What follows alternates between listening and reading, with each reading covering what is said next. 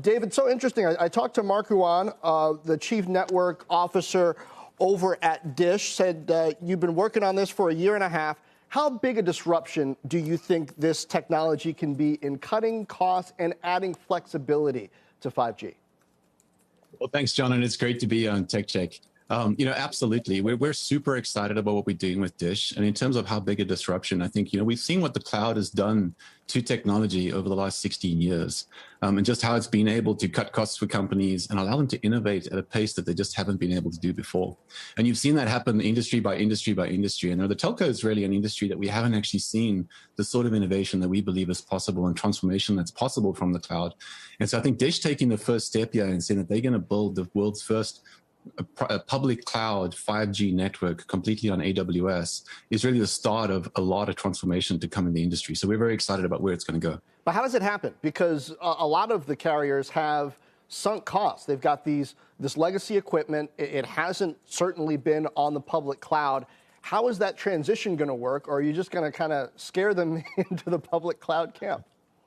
Well, obviously, that's one of the advantages that Dish has. Dish doesn't have any network or legacy infrastructure today that they have to worry about. So they really have the benefit of being able to build a completely new network and think about it in ways, that traditional carriers haven't been able to do. I think there's going to be a lot of innovation that's going to happen between AWS and Dish, and there's a whole partner ecosystem as well, from providers like Ericsson and Nokia and Altiostar and Mavenir, and we're working closely with all of them. And I think that's going to drive an enormous amount of innovation. And we also work very closely with the Verizons of the world, the Vodafones of the world, SKT, KDDI, telecoms all around the world. And I think you're going to see some of that transformation as well. They're constantly looking at their new network builds. They're looking at how they're going to do things differently.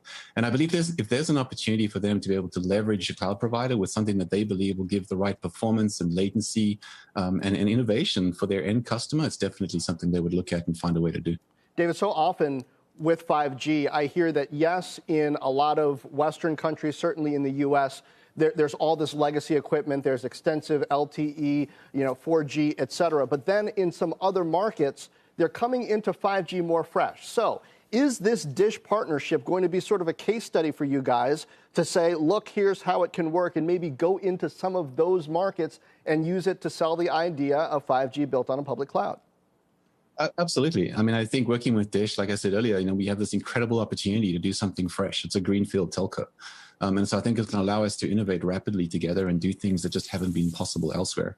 And I think that's going to signal to other countries, as you say, where there are other greenfield telcos or maybe where mobility hasn't been so entrenched. But I also think it's going to be true for some of your tier one telcos, like the ones I mentioned earlier. We'll all be looking and watching very closely to see what we can do together.